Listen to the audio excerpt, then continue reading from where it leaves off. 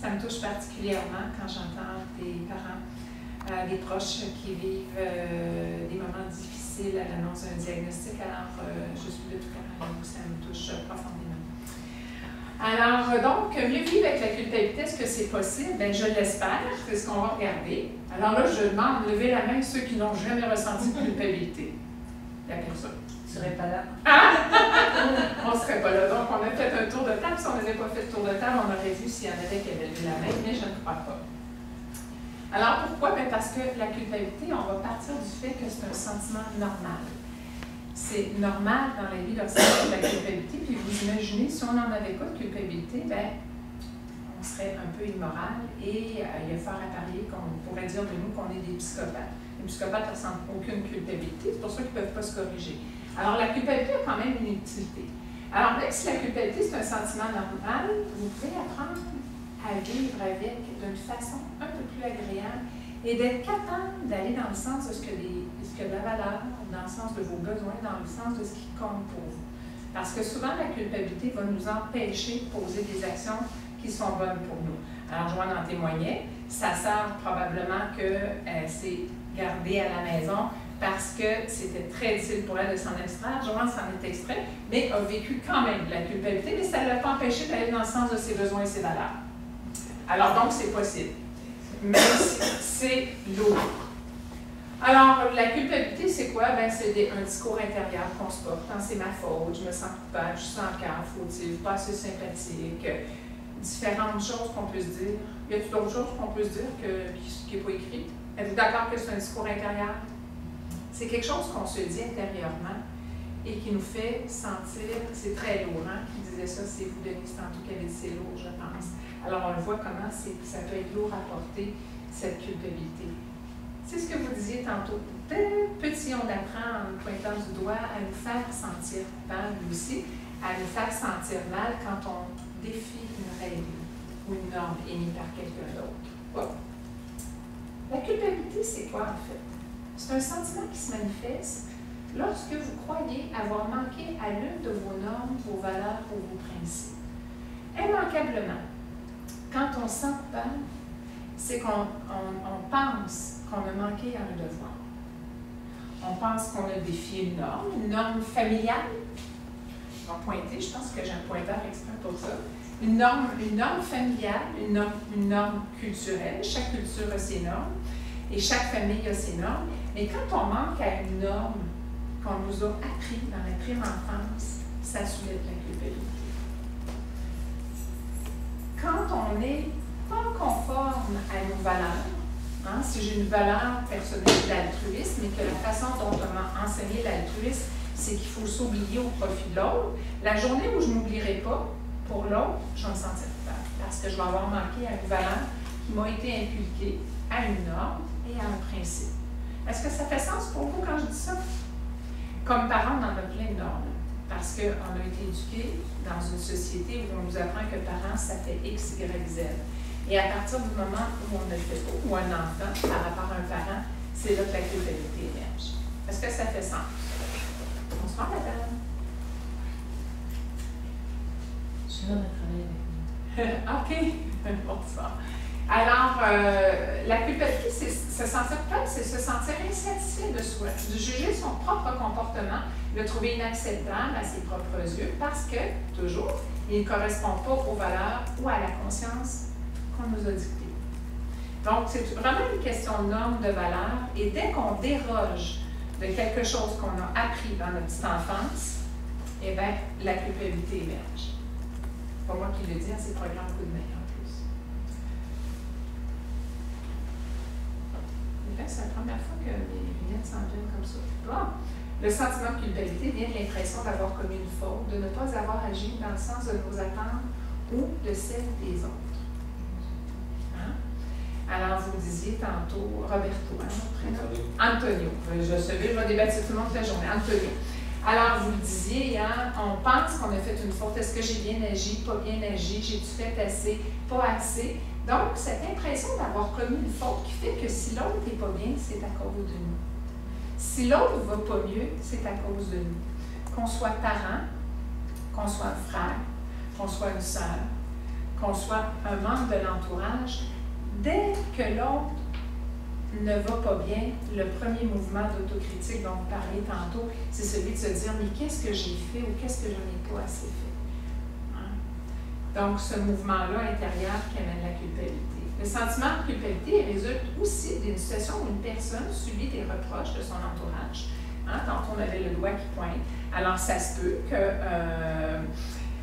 si moi, par exemple, je prends soin de mon frère qui a un problème de santé mentale, il se peut qu'au moment où je l'accompagne à l'hôpital, au moment de son hospitalisation, que ce soit des membres du personnel médical qui me fassent sentir coupable aussi, en me laissant entendre que j'aurais dû réagir avant, percevoir les signes de détérioration. Alors, des fois, la pression vient de l'extérieur, des fois, c'est une pression interne parce qu'on a manqué à nos normes et valeurs, mais des fois, c'est sur le plan social et sur le plan externe à nous que les gens vont nous rappeler qu'on a un manquement parce qu'on a des normes sociales. Alors, si on a comme impression qu'on a manqué à une norme sociale, la culpabilité va apparaître. Donc, des fois, c'est un phénomène intérieur, mais des fois, c'est un phénomène externe. Ces remarques sont souvent déstabilisantes pour la personne qui se sent accusée. Hein? Je ne sais pas si ça vous est déjà arrivé, comme parent, comme proche, d'un enfant qui a des difficultés ou non, de vous faire remettre en question par quelqu'un, soit en allant chercher le bulletin scolaire. Vous savez, moi j'avais un enfant qui a un TDAH. Alors, tout le long de son parcours académique, j'ai jamais eu la sensation d'être un parent adéquat. Et pourtant, j'ai consulté, j'ai fait plein de choses, tableau d'émulation, 5 millions d'affaires, soutenu, j'ai lu tout ce que j'ai pu. Et pourtant, j'avais toujours l'impression de ne pas en avoir fait assez. Et ça venait du milieu externe. Donc, la culpabilité peut parfois être générée par des gens qui sont bien intentionnés pour nous. Un professeur d'école est bien intentionné, veut le mieux pour l'enfant de sa classe, mais sa façon de livrer le message peut me remettre en question et me donner une responsabilité qui ne m'appartient pas. La même chose en contexte de santé mentale. Actuellement, dans notre réseau de la santé, on peut dire que le réseau est engorgé. Notre réseau est malade. Et quand le réseau est malade, il n'est pas toujours très efficace et il n'est pas toujours aidant. Et il tend le plus possible à remettre la responsabilité de la prise en charge à des membres de la famille. Je ne sais pas si vous avez vécu ça ou je suis seule à avoir vu ça. Moi, on a vécu le contraire. Il ne voulait pas qu'on s'en aille. Il ne voulait pas que vous vous en mêliez. C'est un adulte. C'est un adulte, oui.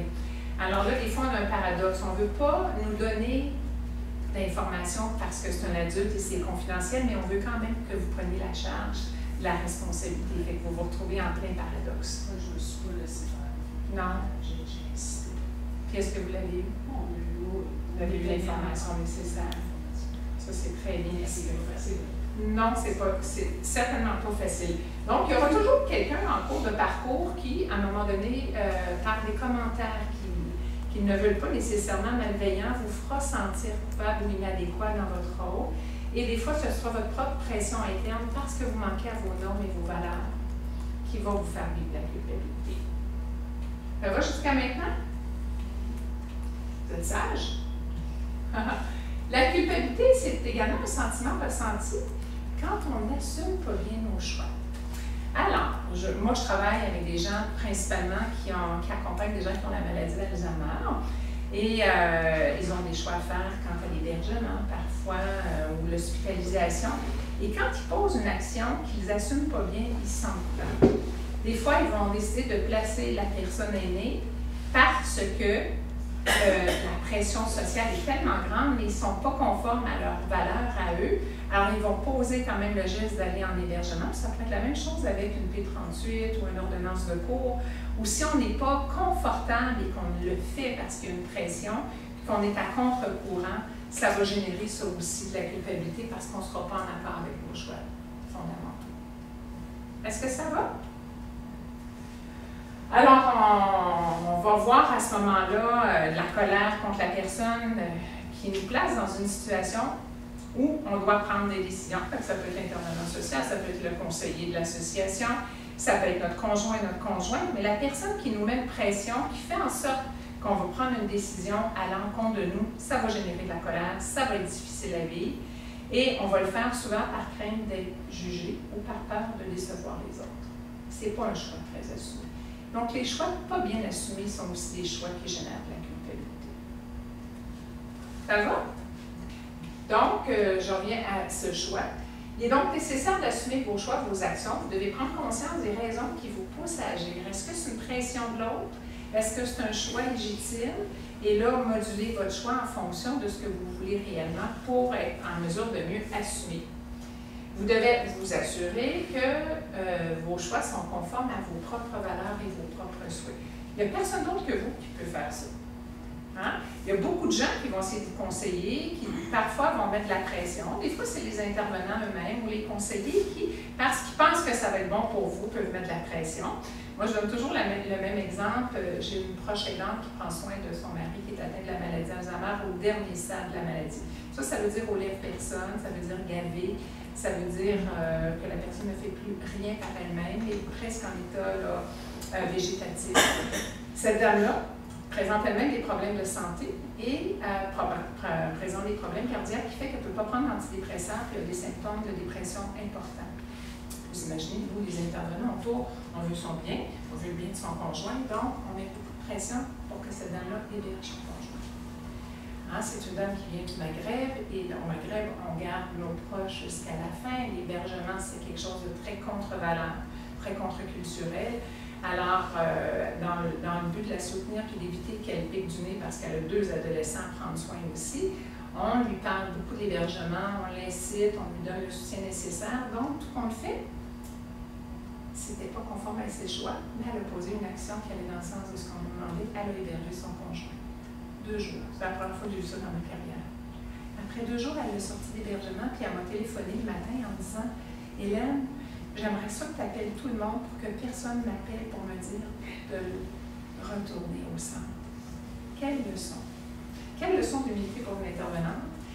Et moi, je l'ai remerciée de me rappeler que ce qu'on pense être bon pour l'autre, ce n'est pas nécessairement ce qui est bon pour l'autre. Notre grand désir de la protéger de cette dépression a fait en sorte qu'on a mis tellement de pression qu'elle a fait un choix non assumé et elle a vécu la culpabilité pendant 2 jours. Une culpabilité qui l'empêchait de dormir, qui la faisait pleurer, donc qui aggravait ses symptômes de dépression. Voyez-vous, c'est donc hyper important, si on ne veut pas vivre la culpabilité puis porter la lourdeur, de s'assurer d'être conforme. Et il n'y a personne d'autre que nous qui peut s'assurer de cette conformité-là. Il n'y a personne d'autre que nous qui sait si ce qu'on est en train de faire, c'est en lien avec ce qu'on porte foncièrement. Ça vous va? C'est bien bizarre comment ça se manifeste, en tout cas. Alors, il existe plusieurs motifs de la culpabilité. Est-ce qu'il y en a qui peuvent vous en avez nommé tantôt, mais je vais vous demander qui peut dire de quoi on se sent coupable dans la vie quand on est proche aidant? De ne pas en faire assez. De ne pas le faire assez bien. J'étais la cause. Pardon? J'étais la cause de sa maladie. De penser qu'on est la cause de la maladie d'autre. Donc, on est surtout en contexte de santé mentale, on peut sentir que c'est nous qui sommes les fautifs. On n'a pas assez bien fait, pas assez fait. D'avoir du plaisir. D'avoir du plaisir pendant que l'autre. Ça, c'est péché, ça. Ça, c'est dur. D'avoir du plaisir quand l'autre est en souffrance, effectivement.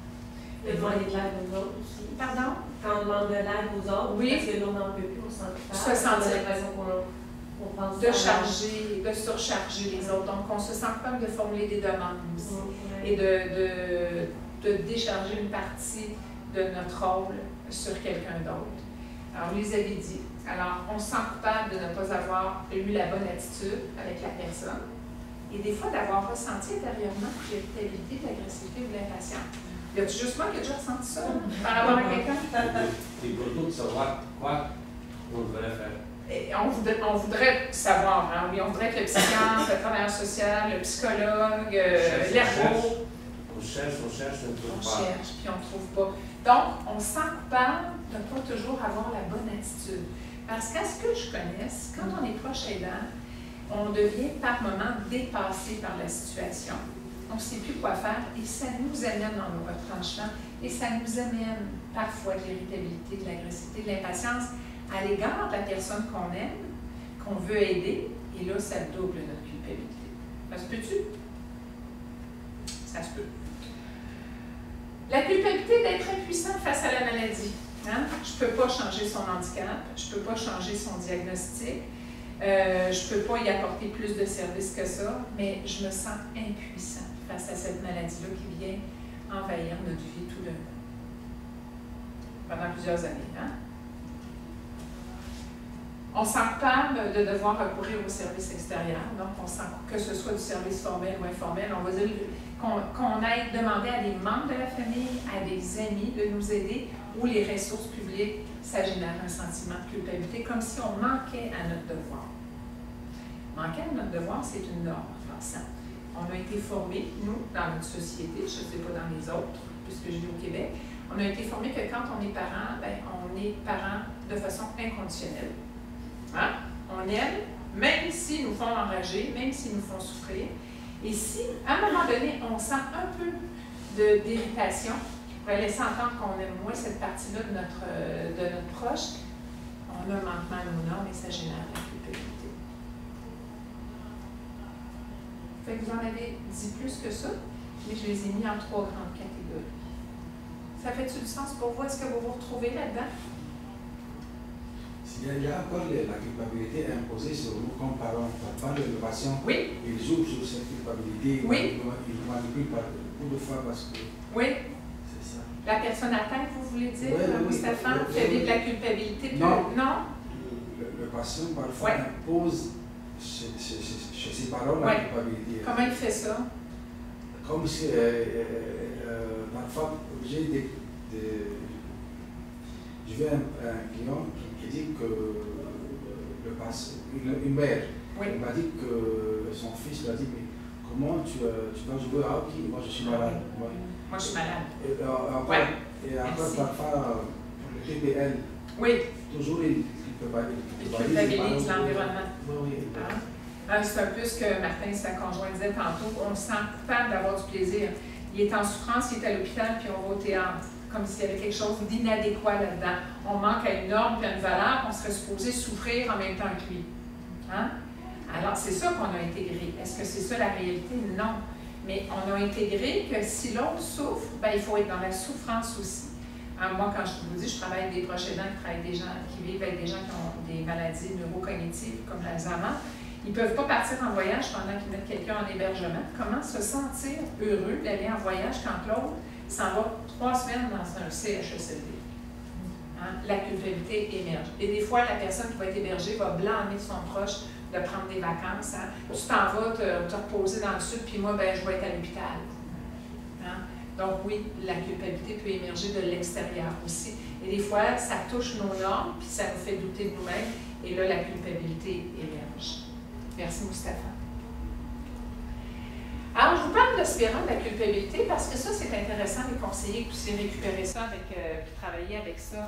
Alors, la spirale de la culpabilité, c'est pas moi qui l'ai découvert. Hein? Il y a 2 intervenantes qui ont fait un jour un super bon livre sur la prévention à l'épuisement pour les proches aidants. Puis quand elle a présenté ça dans son livre, moi, j'ai fait comme « wow », ça illustre très bien ce qu'on vit tous individuellement ou les proches aidants. En fait, ça commence par « je prends un fardeau très lourd ». Le fardeau, là, c'est pas la personne, c'est ce qui vient avec. C'est les rendez-vous médicaux, c'est les inquiétudes, c'est la peine, c'est les tâches qu'on doit faire pour l'autre, c'est la surveillance de la médication, c'est tout ce qu'entoure le rôle du proche aidant. Donc, je prends un fardeau très lourd, du versage, des responsabilités, beaucoup de soutien psychologique.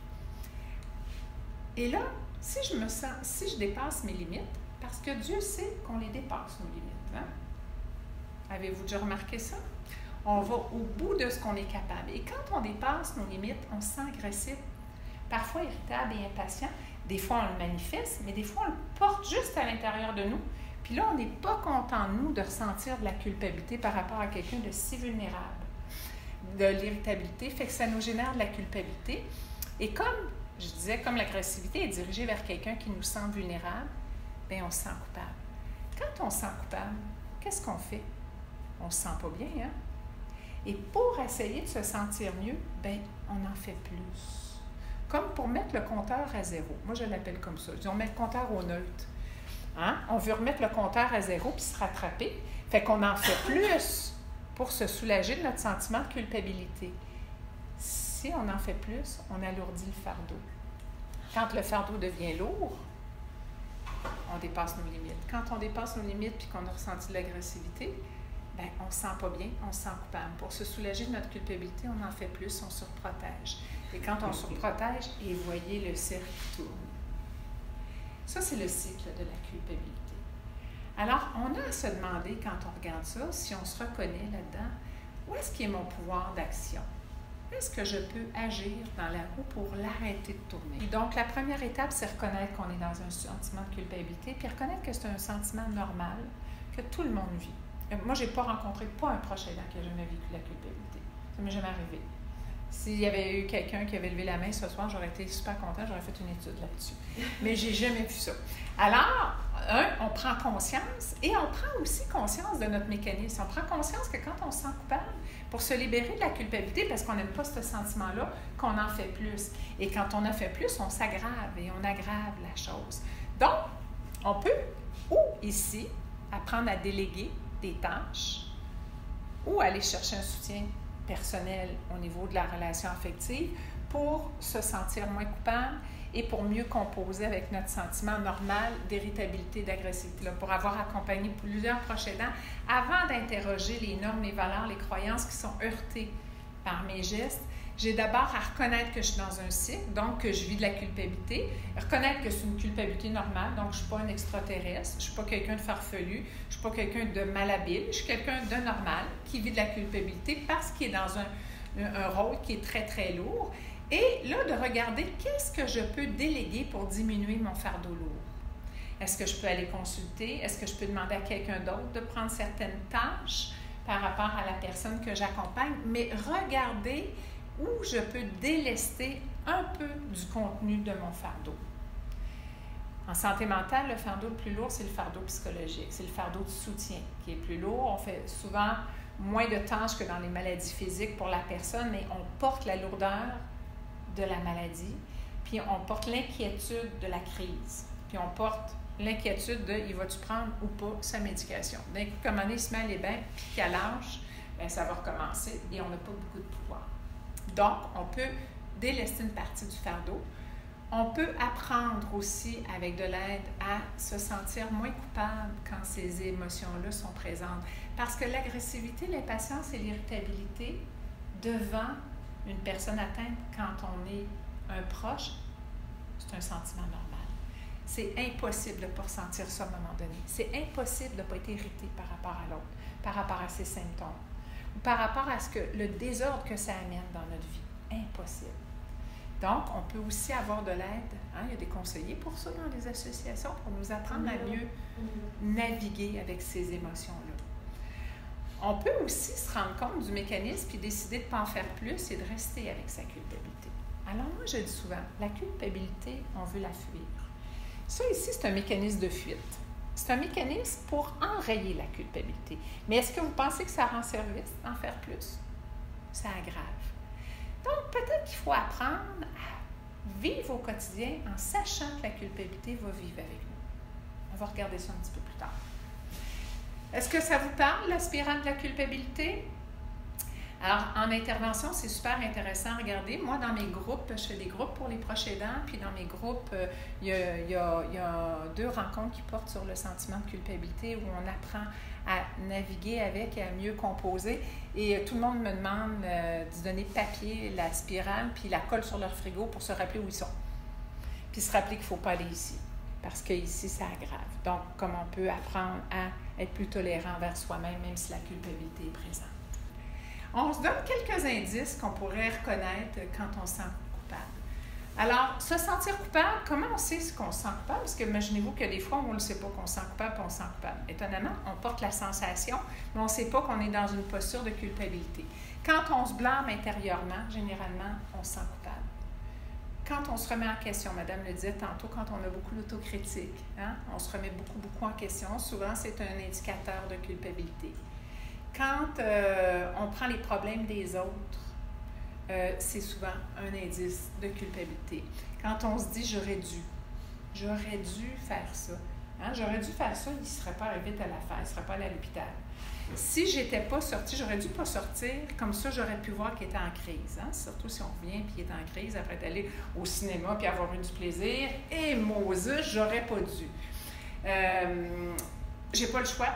Il me l'a demandé. C'est souvent une phrase qui ne rend pas conforme avec ses propres valeurs et qui fait qu'on n'assume pas notre choix, puis ça peut générer de la culpabilité. Là, j'ai pas le choix. Je serais jamais capable de lui refuser quoi qu'il arrive. On sait que si on n'est pas capable de refuser, c'est qu'il y a un sentiment de culpabilité qui est là, puis qu'on n'arrive pas à dénouer, puis qui nous manifeste sa culpabilité. Il faut bien que quelqu'un le fasse, hein, une espèce de posture de « j'ai pas le choix ». Et voilà. Alors, les signes vont être souvent des symptômes physiques. On va avoir mal au dos. On va avoir mal à l'estomac. On va se refermer sur soi. On va développer de la colère, de la tristesse. On peut avoir plus de migraines, de l'insomnie. On va avoir des ruminations. On va brasser ça tous les bords, tous les côtés. Les gens me disent « j'ai un hamster dans ma tête. On pourrait-tu l'arrêter? » Puis dans le hamster, bien, il y a comment je peux me débarrasser de ça, la culpabilité. Des pensées récurrentes, ça revient sans arrêt, puis c'est toujours avec l'autocritique, puis avec le « j'aurais dû » ou « j'aurais pas dû hein? ». Alors, naturellement, pourquoi on se sent coupable? Tantôt, je vous disais qu'on se sent coupable quand on déroge à nos normes, à nos valeurs, à nos croyances. C'est dans ce temps-là qu'on se sent coupable. Alors, quel est le rôle de la culpabilité? Bien, de nous faire agir dans le sens de nos valeurs, de nous faire agir dans le sens de ce qui a de l'importance pour nous. Alors, si moi, j'ai appris dans ma vie que je ne peux pas... Moi aussi, j'ai été proche aidante plus d'une fois dans ma vie, puis à un moment donné, j'étais proche aidante d'un cousin à ma mère qui était schizophrène, qui était en CHSLD parce qu'il était vieillissant, puis il avait développé une maladie d'Alzheimer par-dessus ça. Et quand je sortais le samedi, puis que je savais qu'il avait passé une mauvaise journée, là, je me sentais coupable. Et ma culpabilité, ce qu'elle voulait, elle, c'est que j'aille le retrouver au CHSLD puis que je passe le veiller avec. Hein? Moi, on m'a appris dans la vie que quand quelqu'un est en souffrance, tu t'en vas pas t'amuser. Alors, ma culpabilité, elle voulait me rappeler ma norme et ma croyance. Elle me rappelait que j'étais en train de défier une règle d'humanisme qu'on m'avait transmise. Et elle est là, la culpabilité, pour nous faire agir dans le sens de nos valeurs. Donc, Mustapha a raison, il faut l'interroger, la culpabilité, parce qu'il faut que je sois consciente de la valeur que j'ai, puis que je me négocie ça à l'intérieur de moi, puis que je me dis, bon, mais peut-être qu'il faut que je m'occupe, on m'a appris qu'il fallait que je m'occupe de quelqu'un, mais peut-être qu'il faut que je m'occupe de moi avant, et quand je me serai occupée de moi, je serai meilleure pour m'occuper de lui demain. Et que là, on se négocie intérieurement quelque chose pour diminuer le sentiment de culpabilité. Et il faut surtout accepter de sortir, d'avoir du plaisir, même si la culpabilité nous accompagne. Il faut accepter de faire la sortie avec la culpabilité, figurez-vous. Parce que la culpabilité, si elle nous empêche de faire des choses qui sont bonnes pour nous, elle va avoir beaucoup de pouvoir sur nous et on va finir par être dans le cycle de la culpabilité, le bourreau de l'autre. Alors, c'est impératif, donc c'est pour ça que j'ai marqué que sa fonction, c'est un signal pour prendre du recul. Quand je me sens coupable, il faut que je prenne du recul puis j'interroge. Pourquoi je me sens coupable? Qu'est-ce que je suis en train de défier comme règle? Est-ce que c'est juste, pas juste? La culpabilité, par contre, c'est pas la meilleure amie pour prendre des décisions éclairées. Quand on se sent coupable, on va prendre des décisions dans le sens de se soulager de sa culpabilité et c'est pas toujours le meilleur choix qu'on va faire. On va faire un choix vite pour qu'on ne soit plus habité par cette sensation-là qui nous déplaît, qui est lourde, qui est désagréable. Mais ça ne va pas être un choix éclairé parce que je n'aurai pas réfléchi à tout et je n'aurai pas fait un vrai choix assumé. Je vais avoir fait un choix de me libérer de la culpabilité. Des fois, la culpabilité me fait sentir victime de l'autre. Hein? Alors, des fois, on est vraiment victime de l'autre, mais des fois, on est victime de nos choix dans la relation avec l'autre.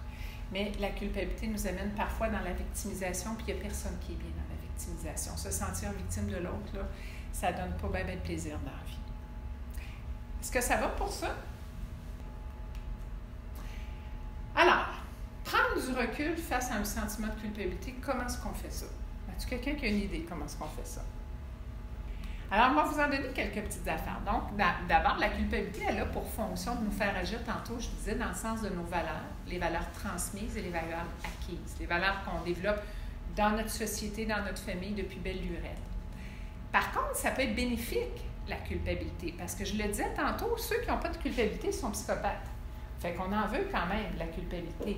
Mais il faut l'interroger à savoir, est-ce que elle est bénéfique? Est-ce qu'elle m'aide à améliorer ma vie? Est-ce qu'elle m'aide à développer un bon jugement moral, à avoir de l'empathie, du respect pour les autres? Ça se peut. Des fois, la culpabilité nous permet d'être plus attentifs aux besoins de l'autre et des fois, on en a besoin.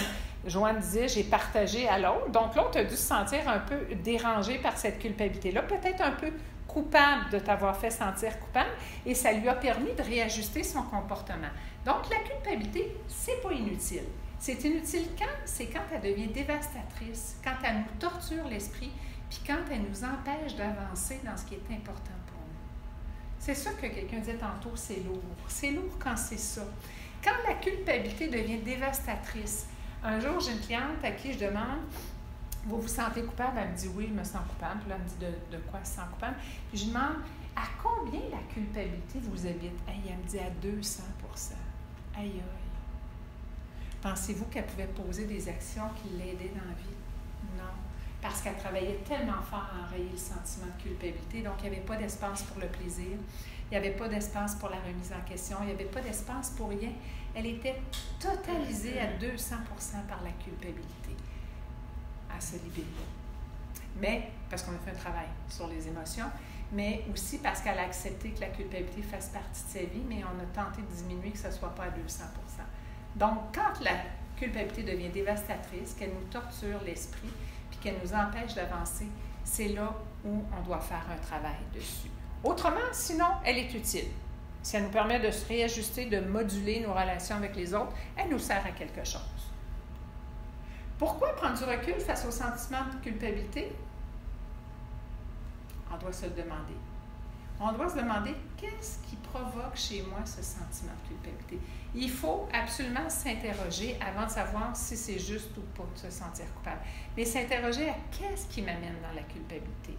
Qu'est-ce qui m'amène ce sentiment-là? Quelle norme, quelle règle, quelle valeur je suis en train de dépasser qui m'amène dans ce sentiment de culpabilité?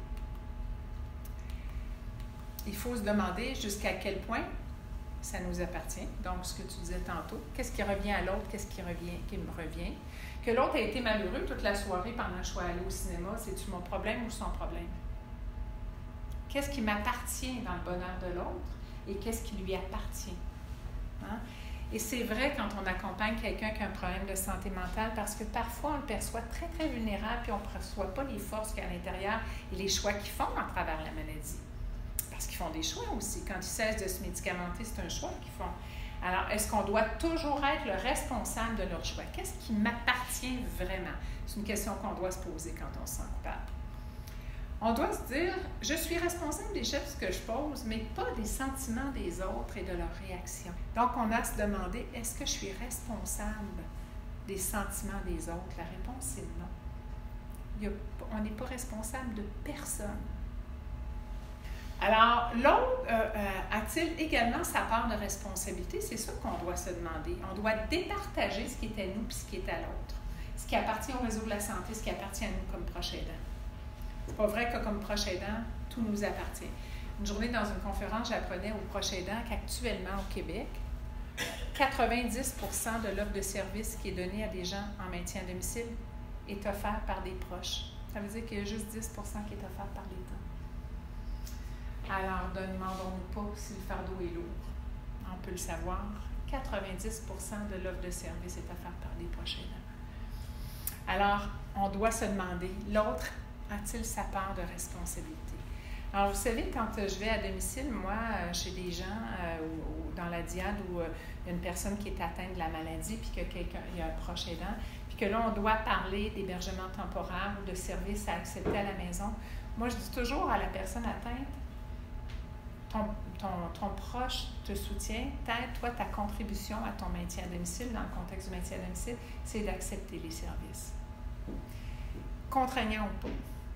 Parce qu'il faut que la personne atteinte fasse sa part. C'est pas vrai que c'est les personnes proches qui vont tout assumer. Si quelqu'un décide de ne pas prendre la médication puis qu'il y a des comportements inacceptables, est-ce que c'est à nous de l'accepter? Si on les refuse, est-ce qu'on doit se sentir coupable? Non, on ne doit pas se sentir coupable. Ou si on se sent coupable, on doit quand même maintenir notre position. Il ne faut pas que la culpabilité nous empêche d'aller dans le sens de ce qui est important pour nous. Et on doit se demander, est-ce que je suis réellement fautif? Est-ce que j'ai vraiment fauté? Est-ce que j'ai vraiment fait quelque chose qui n'est pas bon? Alors, on doit faire cet exercice-là à l'intérieur de nous, dans notre tête, dans notre cœur, parce que sinon, on va spinner dans la roue. Donc, c'est une façon de s'interroger qui nous permet des fois de moduler ou de flexibiliser notre pensée, puis qui va faire en sorte que la culpabilité va être moins envahissante. Est-ce qu'elle va rester là? Oui, certainement. Mais elle ne sera peut-être pas à 200%. OK? Ça va pour ça?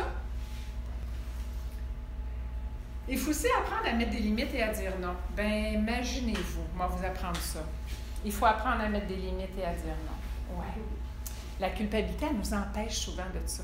Parce qu'on a compris qu'il ne fallait pas mettre des limites aux gens vulnérables. Ça fait partie des normes et des croyances qu'on a. Si on n'a pas revisité nos normes et nos croyances, on va être sûr qu'on n'a pas le droit de mettre des limites. Puis que dire non, c'est pas fin. Surtout pas des parents. Hein?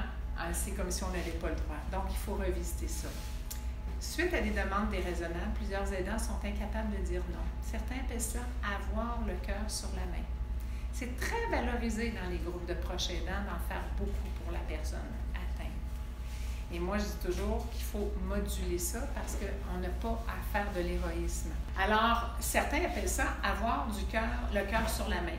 Mais bien souvent, cette extrême générosité est due aux pressions sociales qui nous poussent d'accepter des choses contre notre gré. Ça peut aussi déboucher sur une incapacité à s'affirmer. Avant de prendre une décision, il importe de se poser la question suivante. En acceptant cette demande, vais-je réellement respecter mes besoins, mes limites et mes désirs? Parce que l'autre est important, mais vous êtes important. Puis une trajectoire d'aide, ça ne dure pas 2 ans. Hein? Les conseillers sont là en santé mentale. Généralement, quand on a un problème de santé mentale, on le garde au courant de notre vie, pas toujours avec la même intensité. Ce qui veut dire que comme proche, vous en témoignez, hein, vous êtes là depuis longtemps, on va être un accompagnateur à travers une longue trajectoire. Si jamais on se pose cette question-là, si on ne se préoccupe pas de nos propres besoins, nos limites et nos désirs, on ne sera pas capable d'être efficace et de poursuivre tout en gardant notre propre santé mentale et notre santé physique. En santé mentale, je ne connais pas tous les statistiques, mais au niveau de l'accompagnement des gens qui sont atteints de maladies neurocognitives, comme l'Alzheimer, et qui présentent des troubles de comportement qui pourraient parfois s'apparenter à des troubles de santé mentale, mais ce n'est pas dans le même registre, on augmente de 40% nos risques de décès dans les 4 premières années de l'approche aidance. Ça veut dire quoi? C'est une statistique qui est démontrée, je n'ai pas la source, je ne la retiens pas, mais je l'ai dans mon PowerPoint. Ça veut dire quoi quand on dit que quand on accompagne quelqu'un qui est atteint de démence, d'Alzheimer et qui a des troubles de comportement, qu'on augmente nos risques de décès? 40% des proches aidants meurent avant l'aider. Comment je m'en suis rendu compte? Je faisais des soins palliatifs quand je faisais du soutien à domicile, puis j'avais comme habitude de regarder la chronique nécrologique parce que des fois, les gens allaient les 2 derniers jours à l'hôpital en fin de vie, puis je voulais souligner ma sympathie aux proches. Alors, je regardais la chronique nécro, puis à un moment donné, je me suis dit, c'est donc bien bizarre, j'ai retrouvé dans la chronique nécrologique des proches aidants de gens que j'avais hébergés 6 mois avant, 8 mois avant, puis c'était fréquent, fait que je me suis dit, c'est curieux. Puis quand je me suis mis à lire sur la littérature, j'ai vu que les proches aidants augmentaient le risque, que 40% des proches aidants mouraient avant la personne atteinte. Alors, ça m'a interpellée. C'est pour ça que je vous disais tantôt qu'à chaque fois que j'ai une tribune pour parler de l'approche aidante, j'y vais. Pour faire en sorte qu'il n'y en ait plus 40% qui meurent avant, peut-être 20, peut-être 10. Et ce que ça nous dit surtout, ça nous dit qu'être proche aidant, c'est lourd. C'est un parcours qui dure longtemps et c'est lourd. Donc, d'être accompagné et de se préoccuper de soi, c'est valable parce qu'il n'y a personne d'autre qui va le faire pour vous. Et c'est donc encore plus important de se demander est-ce que je suis en train de respecter mes besoins, mes limites, mes désirs. Il faut le faire de façon récurrente parce qu'on tombe à un moment donné dans une habitude où on privilégie toujours l'équilibre de l'autre à notre détriment. Tantôt, je parlais du 40% de gens qui décèdent avant, puis je ne vous ai pas expliqué pourquoi, parce qu'à un moment donné, c'est très stressant d'accompagner quelqu'un dans une longue trajectoire. Le corps est soumis à un stress important, donc tout le système immunitaire est sollicité. Et ils se sont rendus compte, à un moment donné, des chercheurs, en donnant le vaccin antigrippal, que la réaction immunitaire des proches aidants était beaucoup plus faible que chez le reste de la population. Pourquoi? Parce que leur système immunitaire est tellement sollicité qu'on se place à risque au niveau de notre santé physique et notre santé mentale. Donc, c'est très intéressant de s'interroger et c'est pour ça que ça prend des tribunes où on rappelle aux gens l'importance de prendre soin d'eux et de leur dire que c'est pas une chose facile, mais qu'il y a de l'aide pour ça. Comment dire non? Alors, pour exprimer clairement votre refus, utilisez des mots qui démontrent que votre choix est conscient et assumé. Alors, on dit non, je ne veux pas. Et ça, là, pas j'aimerais ça que peut-être que, parce que quand on est dans l'ambiguïté, l'autre, il reçoit un message ambigu, puis il va rester dans la manipulation ou il va saisir l'ambiguïté. Il faut être catégorique. Non, cette chose-là, je ne veux plus. Je ne veux plus que tu t'adresses à moi de cette façon-là. Dorénavant, quand tu t'adresses à moi de cette façon-là, je sors de la pièce. Un non catégorique, parce qu'on n'a pas à être victime non plus de la violence des autres. J'ai décidé qu'à partir d'aujourd'hui, telle affaire, c'est terminé. Alors, quand on veut dire non, on dit non, je ne veux plus telle affaire, j'ai décidé que, mais c'est impératif, il ne faut pas hésiter. J'ai choisi que, hein?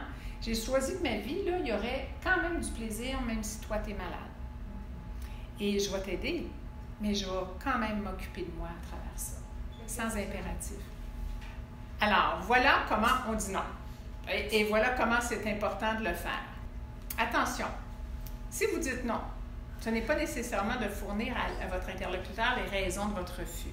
Pourquoi on ne veut pas dire non, tu sais, parce que moi, là, quand je fais ça, ça diminue la qualité de l'affirmation et ça donne à l'autre de l'espace pour manipuler. Et quand on se sent coupable, on se justifie, messieurs, dames. Bien oui, on va se sentir coupable, mais c'est pas grave, on va le faire pareil. On va accepter que la culpabilité émerge quand même. Oui, on va se sentir coupable quand même. Surtout au début, parce qu'on manque de pratique. Mais c'est certain que quand on se met à se justifier, on donne du pouvoir à l'autre, ça permet à l'autre de manipuler puis d'aller nous chercher dans nos faiblesses, dans notre sentiment de vouloir aider. Et là, ça nous retranche, puis on reste pris avec le fait qu'on ne s'occupe pas de nous. Alors, il ne faut pas donner à notre interlocuteur trop de pouvoir. Donc, on dit non parce que c'est comme ça. J'ai décidé ça.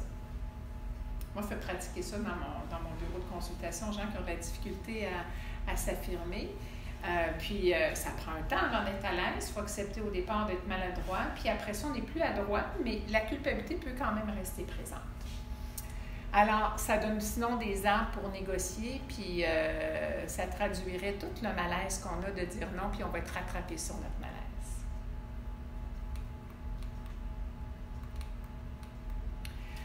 Alors, vous pouvez aussi apprivoiser vos pensées, vos émotions. Donc là, on est allé sur un mode rationnel, se parler, faire du travail introspectif, être capable de dire « je vais prendre une position, je vais dire non, je vais m'affirmer ». Mais on peut aussi travailler sur nos émotions puis nos pensées. Alors, vous demandez ceux qui veulent se prêter au jeu, et ce n'est pas obligatoire tout le monde. Ceux qui veulent essayer un exercice, pouvez-vous lever la main? C'est exercice de réflexion. OK. Alors, les autres, vous pouvez juste être observateurs. Ceux qui voulaient, qui êtes d'accord pour faire l'exercice, pensez à une situation de culpabilité, puis laissez le sentiment monter et apparaître. Donc, je vous donne quelques minutes. Vous pouvez fermer les yeux. Pensez à une situation qui a généré chez vous de la culpabilité. Assez importante. Peut-être pas 200, mais 100, 80, 60, qui a fait monter un sentiment de culpabilité, puis laissez le sentiment apparaître. Accueillez-le. Laissez-le se manifester. Laissez aussi les pensées, les images puis les sensations qui se présentent avec le sentiment de culpabilité. Il y a peut-être des pensées qui viennent avec, peut-être des images, peut-être des sensations corporelles auxquelles s'associe la culpabilité.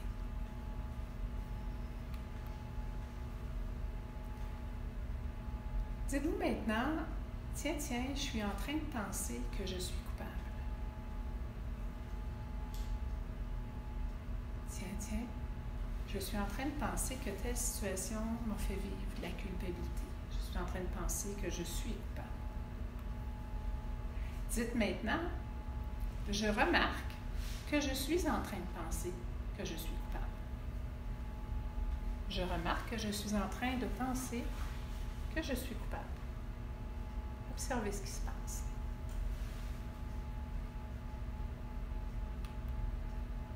Vous pouvez ouvrir les yeux. ceux qui l'ont fait, qu'est-ce que vous observez? Je me sens mal. Tu te sens mal. C'est ça, ouais.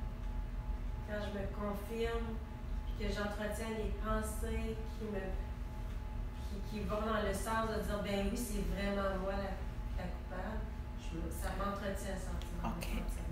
Alors, il n'y a pas de phrase qui dit que tu es vraiment coupable. Je suis en train de penser que je suis coupable. Tu observes que tu es en train de penser que tu te sens coupable. Moi, je me disais, mais je suis coupable. OK. Oui. Je suis coupable. Dans la situation que je me souviens, OK. je me disais, mais j'étais coupable, donc c'était un indicateur de j'ai pas bien agi. J'ai manqué à une norme.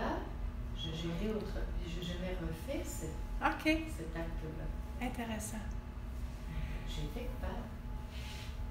Cette fois-là, Ça t'a fait rendre compte, quand on disait tantôt, la culpabilité est parfois une gardienne. Hein? Puis parfois, quand c'est harassant, ça devient quelque chose qui n'est pas aidant pour nous. Donc, toi, tu disais, quand je me suis dit, je me suis sentie coupable, la phrase à se dire, c'est pas je suis coupable, mais je suis en train de penser que je suis coupable. Il y a une différence. J'observe que je suis en train de me sentir coupable. Puis ensuite, c'est j'observe que j'observe ma culpabilité. OK? Ça permet de prendre une distance. Exactement. Ça, tout à fait. De s'entretenir dedans, puis de se valider qu'on est. Oui, tout à fait. Donc, c'est ça la portée recherchée. Puis parfois, ça fonctionne, des fois, ça ne fonctionne pas. On appelle ça une diffusion, comme si on voulait diffusionner. La personne qui avait 200% de culpabilité avec un exercice comme celui-là, au moment où on l'a fait, sa culpabilité a diminué parce qu'elle a pris comme une distance. Alors, on n'a pas effacé la culpabilité, on ne l'a pas négociée, on a juste fait en sorte qu'elle soit moins envahissante. Donc, c'est négocié avec. Est-ce que ça fait du sens? Alors, vous avez peut-être remarqué que l'ajout des mots crée une distance. Et ce n'est pas obligatoire. Il y a des gens chez qui ça le crée, des gens chez qui ça ne le crée pas.